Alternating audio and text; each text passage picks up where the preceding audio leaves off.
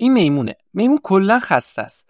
نه از درخت بالا رفته، نه دنبال موز دویده، حتی جواب پیام اون دوست دخترش هم نداده، ولی انگار از جنگ برگشته. گری کلا هیچ کاری نمیکنه، اما از همه چی خسته است. این تنبلی چیزی که دانشمندا بهش میگه خستگی ذهنی. وقتی مغز ما حتی بدون کار بدنی پر میشه از سر و صدا، تصمیمای ریز و درشت و حتی حواس پرتی‌های کلی چیزای چرت و پرت دیگه، بهش میگن خستگی ذهنی. کلا این میمون هیچ کار نمیکنه، ولی مغزش همیشه بیش از حد تحریکه.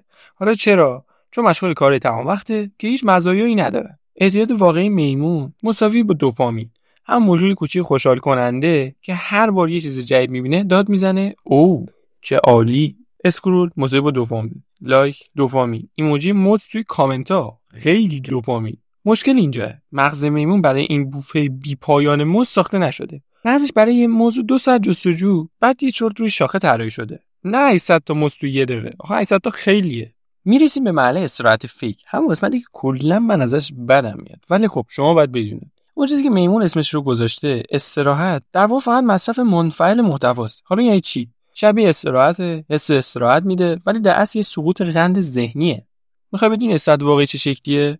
خسته کننده است، ساکته، میتونه حتی زل زدن به آسمون یا نگاه کردن به مورچه‌ای که خورده نون میبرن. در کل به اینا میگن استراحت فکر.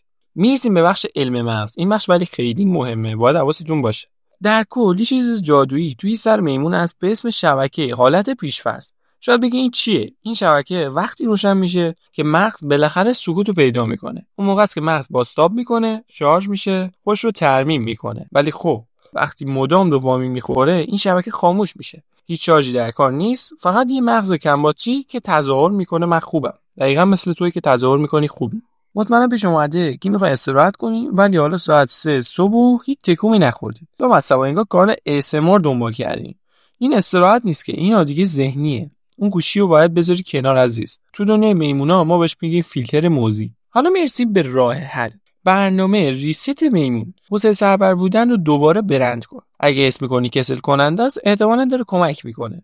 راه رفتن، نشستن، زل زدن به دیوار همشون باعث قدرتت میشه. حالا قدم دوم، برو طبیعت نوتیفیکیشن نداره. این یه ویژگیه. قدم سوم، یه ساعت بدون صفحه نمایش در روز. نقاشی کن، راه برو، بخواب، سگ نوازش کن. قدم چهارم، به انرژی احترام بذار. انرژی ذهنی بی‌نهایت نیست. نگهش دار مثل آخرین موز روی زمین.